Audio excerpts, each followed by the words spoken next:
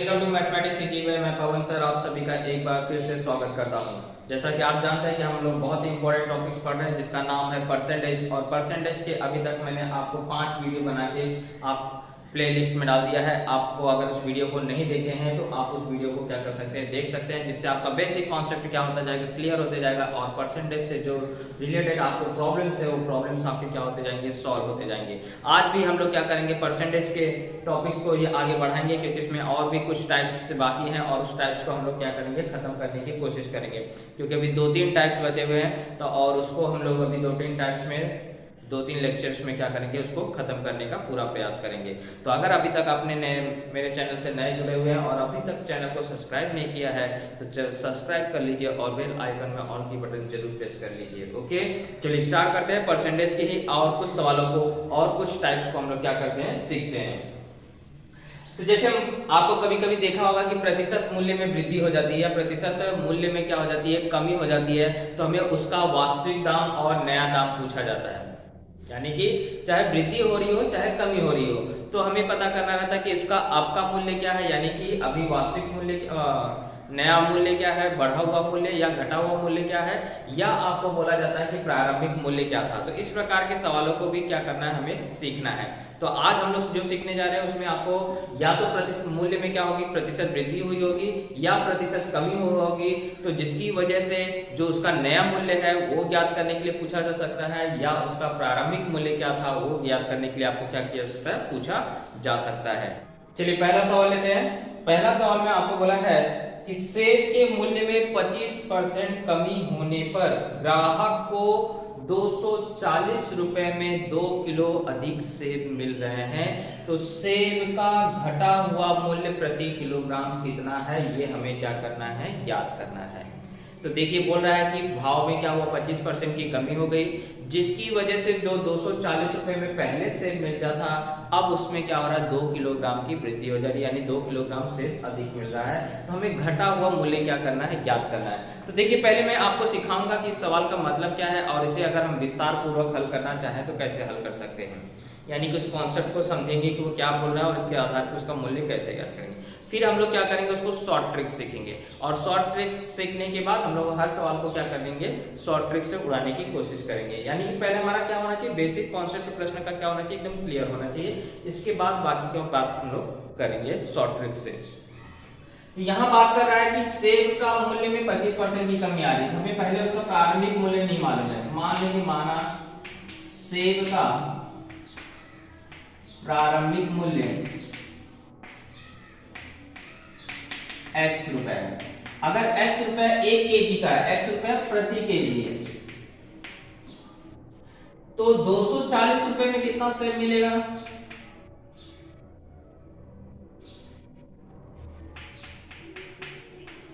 तो 240 रुपए में कितना सेब मिलेगा उसको, इसका मतलब है कि उसको 1 केजी के दाम से क्या करोगे, डिवाइड कर दोगे, इतना आपको सेब क्या होगा, मिलेगा उसको, जब उसका मूल्य क्या था, x रुपए, मतलब प्रारंभिक मूल्य जो था। अब आ रहा है प्रतिशत कमी हो जा रही है, मूल्य में क्या हो रहा है, प्रतिशत कमी कितनी हो रही है, 25% की, यानी कि नया मूल्य जो हो जा रहा है उसका क्या हो जाएगा, नया मूल्य या घटा हुआ मूल्य बोल सकते हो आप उसको। उसके लिए आपको क्या करना पड़ेगा, x में से 25x/100, उसका प्रारंभिक मूल्य में से क्या करोगे, 25% यानी 25/100, x का 25/100 क्या करोगे, घटा दोगे, x का 25% मतलब 25x/100, घटाओगे कितना आ जाएगा, 75x/100। ठीक है, गुणा करो ना, 100x में से 25x गया तो क्या बचा, 75/100। अभी कट जाएगा, 25 3 75, 25 चौका 100, यानी कि नया घटा हुआ मूल्य क्या हो गया, 3x/4। अब ये नया मूल्य है तो इसमें सेब कितना मिल रहा है, 240 में, तो सेब की मात्रा कैसे घटाओगे, सेब की मात्रा कैसे निकालते हैं, जितना मूल्य है उसमें पर केजी से क्या करोगे, गुणा कर दोगे, यानी कि 240 रुपए में अब जो सेब है वो कितना मिलेगा, 240 बटे में 3x/4। इसी को हम लोग ऐसा लिख सकते हैं, 240 गुणे 4 बटे में 3x। अब सेब इतना मिल रहा है, तो यहाँ ज्यादा सेब मिल रहा है और यहाँ पे क्या हो रहा है, कम सेब मिल रहा है, यानी कि ये बड़ा है और ये छोटा है, और इन दोनों के बीच का डिफरेंस आपको दिया गया है, कितना दिया गया है, 2 दिया है। तो हम लोग इसको घटा देंगे, 240 गुणे 4 बटे में 3x माइनस 240 बटे में x। अब क्या करेंगे, 240 को कॉमन ले लेंगे तो अंदर बचेगा 4 बटे 3x माइनस 1 बटे x। तो लसा भी ले लेंगे, यानी यहाँ 3 है तो यहाँ 3 बनाने के ऊपर नीचे 3 का गुणा कर देंगे। तो 240 4 माइनस 3 बटे में क्या आ जाएगा 3x, क्योंकि मैंने यहाँ 3 का ऊपर नीचे गुणा किया। अब ये घट के कितना आ जाएगा, 1 बटे में 3x, यानी 3 से डिवाइड किया और इसका देखो वैल्यू कितना दिया है 2, क्योंकि दोनों का अंतर बताया गया है 2। तो 3 8 24 यानी 80, फिर 80 को 2 से भाग दिया यानी 40। तो x यहाँ एक साथ गुणा हो गया, यानी कि x का वैल्यू कितना हो गया 40 रुपए। यानी पहले सेब का मूल्य कितना था 40 रुपए। पर हमें क्या ज्ञात करना है, घटा हुआ मूल्य। हमें क्या ज्ञात करना है, घटा हुआ मूल्य। घटा हुआ मूल्य यहाँ पर है, यहाँ पे x का वैल्यू क्या करोगे, सब्स्टिट्यूट कर दोगे। यहाँ x का वैल्यू सब्स्टिट्यूट करोगे तो 3 गुणे 40 बटे में क्या जाएगा 4, 4 दशमलव 40, यानी कि 30 रुपया अब क्या है, नया मूल्य है, यानी घटा हुआ मूल्य कितना है 30 रुपया है। तो ये हुआ हमारा क्या, सवाल को समझ करके हम लोग ने क्या किया, बेसिक कॉन्सेप्ट के हिसाब से इसको हल किया। ये सवाल के हिसाब से आपको हल हुआ। लेकिन अगर इसे ही हमें क्या करना है, अगर शॉर्ट ट्रिक से करना है, क्योंकि परीक्षा में अगर आप इतने समय तक हल करते रह जाओगे तो आपका क्या हो जाएगा, पेपर सॉल्व नहीं हो पाएगा। तो इसको हम लोग को क्या करना है, कैसे हम आसान तरीके से शॉर्ट ट्रिक से इसे को क्या कर सकते हैं, हल कर सकते हैं, उस ट्रिक्स को भी मैं आपको बताता हूं। तो करना कुछ नहीं है शॉर्ट ट्रिक्स में, देखिए जो मूल्य है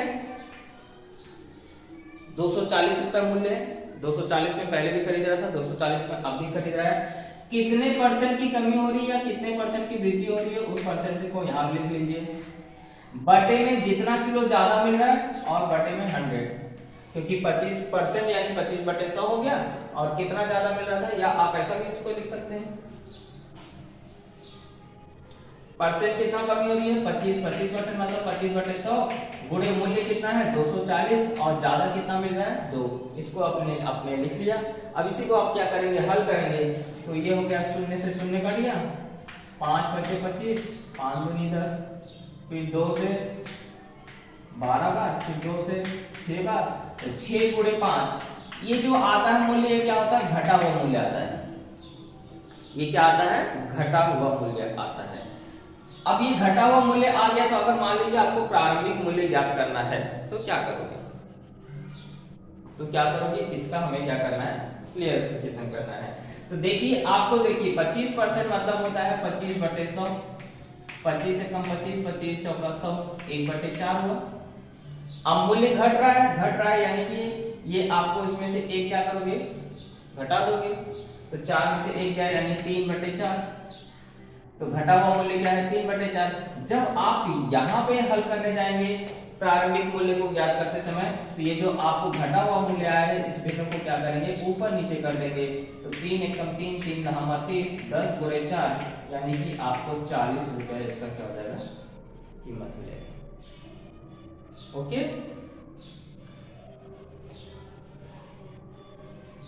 कंफ्यूज नहीं होना, क्योंकि देखो आपको 25% कम हो रहा था, यानी कि 4 रुपए के पीछे 1 रुपया क्या हो रहा था, कम हो रहा था। तो नया मूल्य क्या आ गया आपको 3 रुपए। 3 रुपए की वैल्यू कितना दिया है 30 रुपए। 3 रुपए की वैल्यू क्या दिया है 30 रुपए, यानी 1 रुपए की वैल्यू कितनी होगी 10, 10 चौक कितना हो जाएगा 40, यानी इसका प्रारंभिक मूल्य हो गया। तो एकदम सिंपल सी बात है, चाहे वो प्रारंभिक मूल्य हो चाहे आपको घटा हुआ मूल्य पूछे, आप इस तरह से शॉर्ट ट्रिक से क्या कर सकते हैं, हल कर सकते हैं। फिलहाल आपको यहाँ पे शॉर्ट ट्रिक से सिर्फ घटा हुआ मूल्य ज्ञात करना था, यानी आंसर आपका क्या हो जाएगा सी, 30 आंसर। तो और अगर प्रारंभिक मूल्य पूछेगा तो ये जो अनुपात आएगा, ये अनुपात को उल्टा करके यहाँ पे क्या करेंगे, गुणा करके हल कर लेंगे, तो आपको प्रारंभिक मूल्य भी ज्ञात हो जाएगा। तो ये हुआ हमारा शॉर्ट ट्रिक्स। अब इसी ट्रिक्स के माध्यम से हम लोग क्या करेंगे, बाकी क्वेश्चन को सॉल्व करेंगे। क्वेश्चन नंबर 2 तो बोला है यदि मिटाने वाली रबड़ों के भाव में 25% कमी हो जाए। क्या बोल रहा है कि अगर जो मिटाने वाले रबड़ हैं उसका मूल्य में 25% कमी हो जाए तो कोई व्यक्ति 1 रुपए में 2 रबड़ और अधिक खरीद सकता है, यानी कि जितना पहले रबड़ आता था जितनी मात्रा, वह 2 रबड़ और बढ़ गया। तो तो हमें पता करना है 1 रुपए में प्राप्त रबड़ों की संख्या कितनी है, यानी 1 रुपए में अब रबड़ कितना मिल रहा है ये हमें क्या करना है, ज्ञात करके बताना है। तो मैंने आपको ट्रिक्स बताया था 25% की कमी यानी 25/100 गुणे मूल्य कितना है 1 रुपए में। 1 रुपए में कितना ज्यादा रबड़ मिल रहा है 2, तो इसलिए यहाँ पे नीचे 2 आ गया। अब इसी को हल करना है,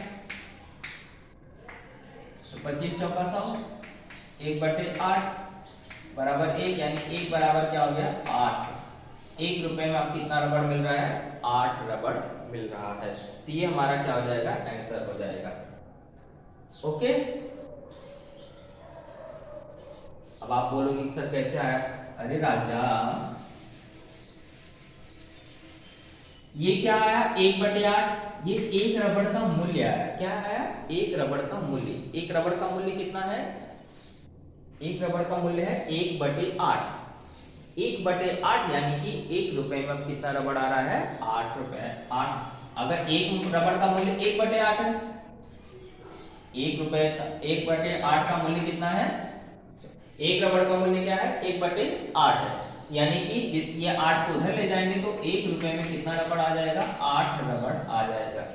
है जाहिर सी बात है ना, अगर 1 रबड़ 1/8 है यानी इसका 8 गुना करेंगे तो 1 रुपया बन जाएगा, यानी कि 1 रुपए में कितने रबड़ आ रहे हैं 8 रबड़ आ रहे हैं। इस तरह से आप इसको शॉर्ट ट्रिक से क्या कर सकते हैं, हल कर सकते हैं, यानी कि आपका ऑप्शन नंबर ए क्या है सही है। ऐसे ही आपको 91 देखिए, 91 यहाँ इसमें है, आपको क्वेश्चन नंबर 3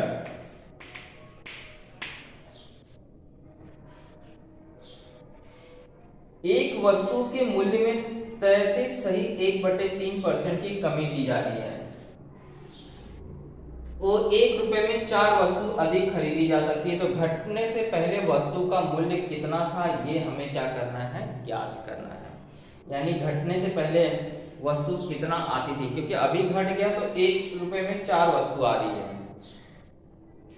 अधिक मिल रही, मतलब 4 वस्तु अधिक मिल रही है। पहले जितना मिलता था उससे 4 क्या हो रहा है अधिक मिल रहा है। तो घटने से पहले वस्तु का मूल्य कितना था, तो 33 सही 1/3 यानी हो गया 100/3, और 100/3 के परसेंट में बदलेंगे तो बटे में क्या आ जाएगा यहाँ पे 100। अब गुणे मैंने क्या बताया था, क्या लिखना है आपको 1 रुपए में 4, यानी कि मूल्य है 1 रुपया और वस्तु कितनी ज्यादा मिल रही है 4। अब इसको जब हम लोग हल करेंगे तो ये हो जाएगा 100/300 गुणे 1/4, शून्य से शून्य कट गया 1/12 आ गया, यानी कि एक वस्तु का मूल्य कितना है 1/12। तो यानी एक रुपए में आप कितनी वस्तु मिल रही है 12 वस्तु मिल रही है। आप अभी का दाम बता रहा हूं, 1 रुपए में अभी कितना मिल रहा है 12 वस्तु मिल रही है। तो हमें पहले का पूछा है, यानी कि 4 उसमें से घटा दो, क्योंकि बोला है कि उसमें 4 वस्तु ज्यादा मिल रही है, 4 वस्तु ज्यादा मिल रही है, यानी कि पहले अब कितना मिल रहा था 1 रुपए में 8 वस्तु मिलती थी। तो आपका ऑप्शन नंबर कौन सा हो जाएगा सी, क्योंकि हमें पहले का पूछा है। अब क्या हो रहा है 1 रुपए में 12 वस्तु मिल रही है और 4 वस्तु का डिफरेंस है, 4 वस्तु का डिफरेंस है, यानी पहले कितने 1 रुपए में कितनी वस्तु मिलती थी 8 वस्तु मिलती थी। यही हमारा क्या हो जाएगा आंसर हो जाएगा।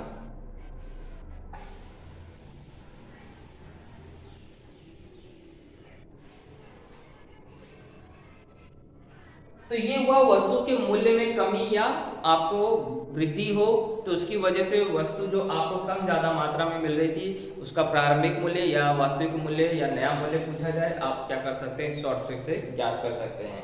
अब हम लोग क्या करते हैं अंक वाला लेते हैं, परीक्षा में कितने अंक मिले या परीक्षा के अंकों में क्या हुआ, इतने बच्चे उत्तीर्ण अनुत्तीर्ण वाला जो सिस्टम है परसेंटेज, वो हमें क्या करना है सीखना है। तो अगला टाइप आ रहा है आपको परीक्षा में प्रतिशत उत्तीर्ण विद्यार्थी और अनुत्तीर्ण विद्यार्थी या कुल संख्या अगर आपको परीक्षार्थियों की ज्ञात करना है तो कैसे ज्ञात करते हैं, उस ट्रिक्स को हम लोग यहाँ पे आगे समझेंगे।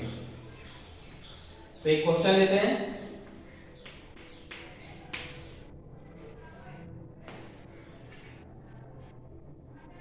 बोला किसी परीक्षा के लिए उत्तीर्णांक 40% है, यानी कि पासिंग मार्क उसका उत्तीर्ण होने का जो अंक है वो 40% है। पेपर कितने भी नंबर का है लेकिन पासिंग कितने नंबर का है 40% है। एक विद्यार्थी ने 185 अंक प्राप्त किए तो भी वह 15 अंकों से अनुत्तीर्ण हो गया। एक विद्यार्थी ने क्या किया, 185 नंबर पाया, लेकिन तो भी 15 नंबर से क्या हो गया, असफल हो गया, फेल हो गया, अनुत्तीर्ण हो गया। तो परीक्षा में अधिकतम अंक कितने हैं, परीक्षा के अधिकतम अंक कितने हैं, यानी कि पूर्णांक आपको पूछ रहा है, यानी कि वो पेपर कितने नंबर का था, ये हमें क्या करना है, ज्ञात करना है। तो देखिए क्या बोल रहा है कि जो उत्तीर्णांक है वो 40% है, यानी कि जितने नंबर का पेपर है उसका 40% अगर आप पाएंगे तो ही आप क्या हो सकते हैं, पास हो सकते हैं। ये उसने प्रश्न वाले ने बोला है। अब विद्यार्थी ने कितना नंबर पाया, विद्यार्थी को अंक मिला है 185, कितने नंबर से फेल हुआ,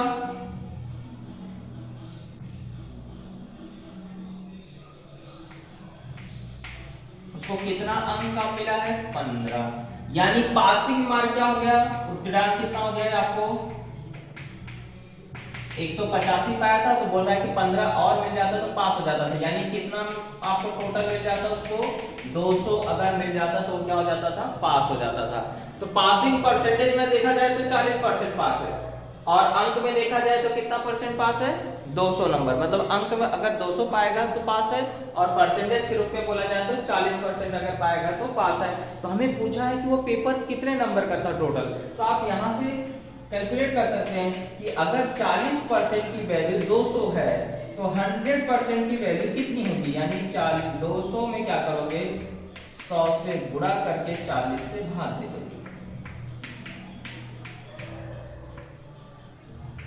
तो 100% की वैल्यू आ गई आपको 500, यानी कि वह पेपर जो टोटल था पूर्णांक वह कितने नंबर का था, 500 था। तो ये हुआ हमें समझने का तरीका। इसको हम लोग शॉर्ट ट्रिक से फटाफट में इसी तरीके से हल कर सकते थे। ये तो मैंने आपको समझाया प्रश्न का मतलब। अगर आपको करना था तो यहाँ पे देखिए पासिंग मार्क वो पाया था नंबर 125 85, 15 नंबर कम थे, यानी पासिंग मार्क कितना था उसका 200, और यहाँ परसेंट में बताया 40% या पास है, यानी कि 40% की वैल्यू कितनी है, 200, तो 1% की वैल्यू कितनी होगी, 200/40, तो 100% की वैल्यू कितनी हो जाएगी आपको 200 गुणे 100/40। इसी को हल किया था हमने तो उत्तर आ गया था कितना, 500, यानी 500 नंबर पासिंग था। तो इस तरह से आप उसे शॉर्ट ट्रिक से भी क्या कर सकते हैं, आसानी से हल कर सकते हैं। चलिए कुछ और सवालों को देखते हैं, क्योंकि इसमें थोड़ा अलग अलग टाइप के भी सवाल आते हैं।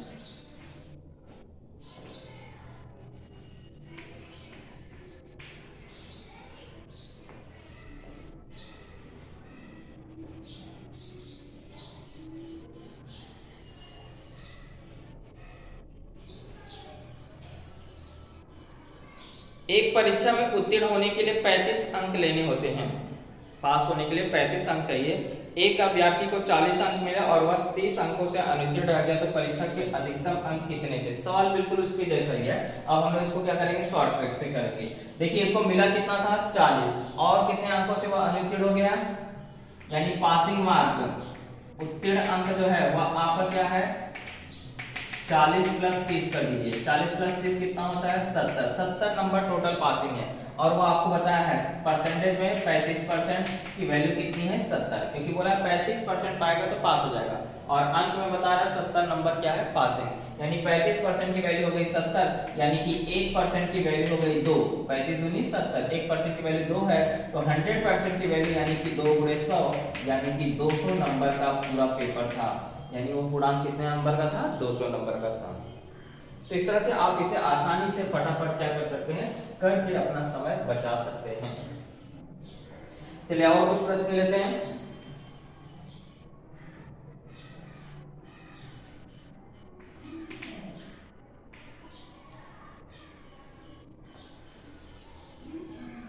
एक परीक्षा में लड़कियों और लड़कों के लिए उत्तीर्ण प्रतिशत क्रमशः 35% और 40% है, यानी लड़कियों के लिए 35% पासिंग है और लड़कों के लिए 40% पासिंग है। एक लड़के ने 483 अंक प्राप्त किए तो वह 117 अंकों से अनुत्तीर्ण रहा, यानी कि अभी भी वह पास नहीं आया हुआ। तो लड़कियों के लिए न्यूनतम उत्तीर्ण अंक कितने हैं, ये हमें क्या करना है, ज्ञात करना है।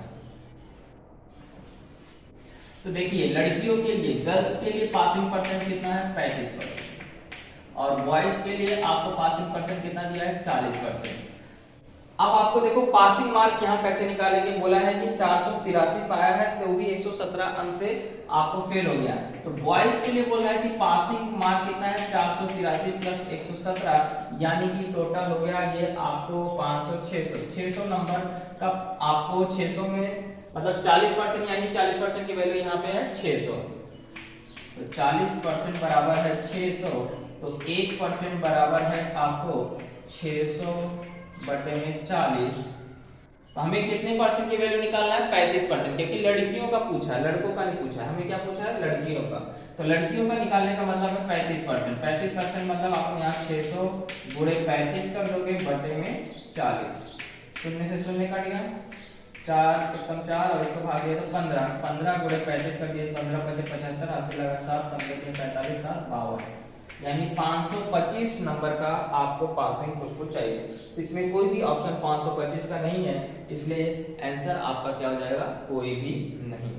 जबकि रियल में लड़कियों को कितना नंबर पाना होगा पास होने के लिए 525 नंबर लाना होगा। ओके,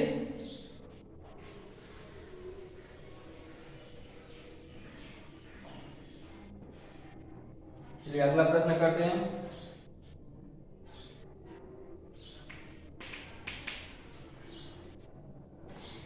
किसी परीक्षा में ए और बी क्रमशः अधिकतम अंकों का 60% तथा 30% अंक प्राप्त करते हैं। इनके प्राप्तांकों का योग है 783। तो परीक्षा में पूर्णांक कितने नंबर का था, यानी टोटल नंबर आपको परीक्षा का कितना था। तो ए और बी क्रमशः अधिकतम अंकों का 60% मतलब जितने नंबर का पेपर है उसका 60% एक लाता है और एक 30 अंक प्राप्त करता है। तो उसके प्राप्तांकों का योग कितना है 783 है, यानी दोनों के अंक अगर जोड़े जाए तो 783 है। तो हमें पता करना है परीक्षा में पूर्णांक कितने नंबर का था, यानी टोटल कितने नंबर का पेपर था। एकदम सरल है। देखिए एक लड़के ने पाया, ए और बी है, दो लड़के हैं, ए ने कितना परसेंट लाया 60%, मतलब जितने नंबर का पेपर था उसका 60% और बी ने उसका ही क्या किया 30% लाया है। अब इन दोनों का जो योगफल है वो योगफल दिया है 783, यानी कि 90% की वैल्यू दिया है, उसी अंक का 60% प्लस उसी अंक का 30% बराबर कितना है 783, यानी 90% का वैल्यू कितना है 783। तो मुझे क्या करना है 100% का निकालना है। तो 100% यानी क्योंकि पूर्णांक पूरा पूछा मतलब 100%, 100% की वैल्यू पूछा मतलब 100 का गुणा करके बटे में क्या करोगे 90 से भाग दे दोगे। तो 90 से शून्य शून्य शून्य कट गया, 9 8 72 होता है और बचेगा 6 9 7 63 यानी कि 87 गुणे 10 यानी कि 870 अंक का वह पूर्णांक पेपर था। ओके, तो हमारा ऑप्शन कौन सा सही हो जाएगा डी। चलिए अगला प्रश्न करते हैं।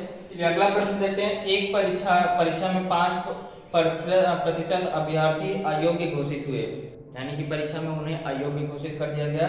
तो योग्य अभ्यर्थियों में से 85% जो थे परीक्षार्थी वह सामान्य वर्ग के थे, बाकी जो थे वह अन्य वर्गों से बिलोंग करते थे और वह अन्य वर्गों की संख्या दिया है 4275। तो कुल कितने अभ्यर्थियों ने आवेदन किया था ये हमें ज्ञात करना है। तो देखिए बात कर रहा है क्वेश्चन में 5% तो पहले छट गए, अयोग्य कितने थे अयोग्य कितने थे 5%, यानी कि योग्य विद्यार्थी कितने बचे 95%। अब ये 95% का 85%,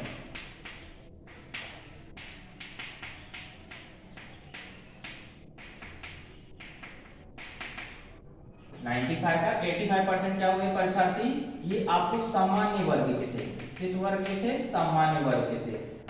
तो इसका मतलब है कि 85% अगर परीक्षार्थी सामान्य वर्ग के थे तो बचे हुए 15% क्या होंगे आपको अन्य वर्ग के रहेंगे। तो 95% का 15% परीक्षार्थी अन्य वर्ग के बिलोंग हुए और अन्य वर्ग का संख्या आपको दिया गया है 4275, ये दिया 4275 और यहाँ पे 95% यानी 95/100 और का मतलब गुणा बटे में 15/100।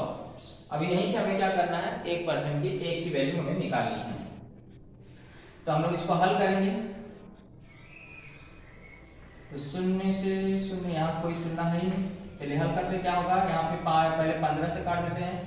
15 एकम 15, 15 दूनी 30, बचेगा 12, 127 हो गया, 15 अट्ठे 120, बचा 7 75, 15 बचे 175, सॉरी 15 बचे 75।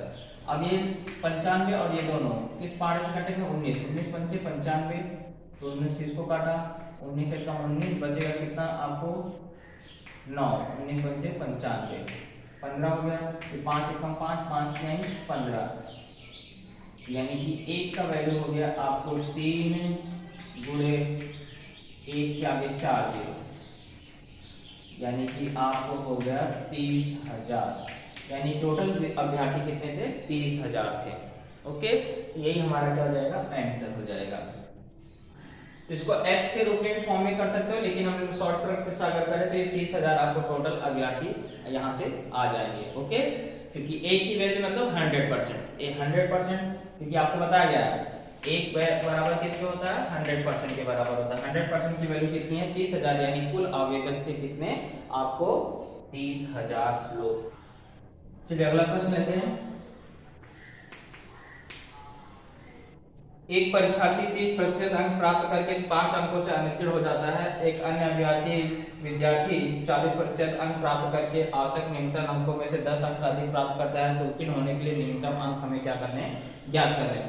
तो देखिए क्या बोल रहा है कि 30% वो पाता है प्लस, यानी कि पासिंग मार्क जो है वो आपको क्या है 30% प्लस 5 अंक, यानी कि जो आपको पूर्णांक है उसका 30% में 5 नंबर अगर हम जोड़ देंगे तो हमारा पासिंग अंक आ जाता है, क्योंकि वो आप 30% अगर पाता है तो भी फेल हो जाता है कितने अंकों से, 5 नंबर का। और दूसरा वाला देखिए बताया गया है कि वहां से पासिंग अंक बताया गया है कि वो 40% पाता है तो 40% से 10 नंबर ज्यादा पाता है, यानी कि जितना उसको पासिंग होने के लिए चाहिए उससे 10 नंबर वो ज्यादा पाता है अगर उसने 40% लाया है तो 40% माइनस 10, यानी कि अगर हम लोग देखा जाए तो पासिंग अंक क्या है, आपको ये डिफरेंस दिया गया है। तो इसको अगर हम लोग हल करें तो ये 5 धन 10 बराबर यहाँ 40% माइनस 30%, आपको हो जाएगा 15, यानी कि 10% की वैल्यू हो गई 15, यानी 1% की वैल्यू हो जाएगी 15/10, 100% निकाला तो 100% की वैल्यू हो जाएगी 15/10 गुणे 100, है ना। पहले 10 बटे में आ जाएगा और 100 से गुणा कर देंगे 100% की वैल्यू निकालने के लिए, तो 0 से 0 निकाल दिया, यानी कि 150 नंबर का पूरा पेपर हुआ था। कितने नंबर का पेपर था, 150 नंबर। अब उसमें पासिंग मार्क क्या है, इसमें वैल्यू सब्स्टिट्यूट करो चाहे इसमें सब्स्टिट्यूट करो, दोनों का मीनिंग एक ही है। तो उत्तीर्ण न्यूनतम अंक हमें क्या करना है, ज्ञात करना है। न्यूनतम उत्तीर्णांक क्या है आपको, 30% किसका, 150 का, प्लस इसमें 5 जोड़ दीजिए, ये 0 से 0 कट गया, ये 0 से 0 कट गया, 15 से 45 धन 5, यानी कि 50 नंबर आपको टोटल पाने थे किसके लिए, पास होने के लिए। ओके, तो हमारा ऑप्शन नंबर ए क्या हो जाएगा, सही हो जाएगा।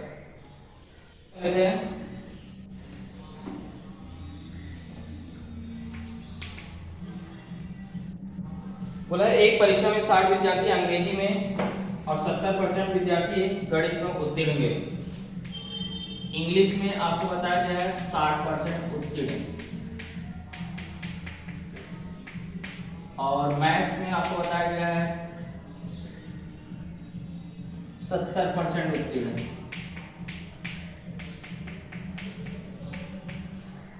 और दोनों विषय में अनुत्तीर्ण, इंग्लिश एंड मैथ्स दोनों विषय में अनुत्तीर्ण हो जाया गया है।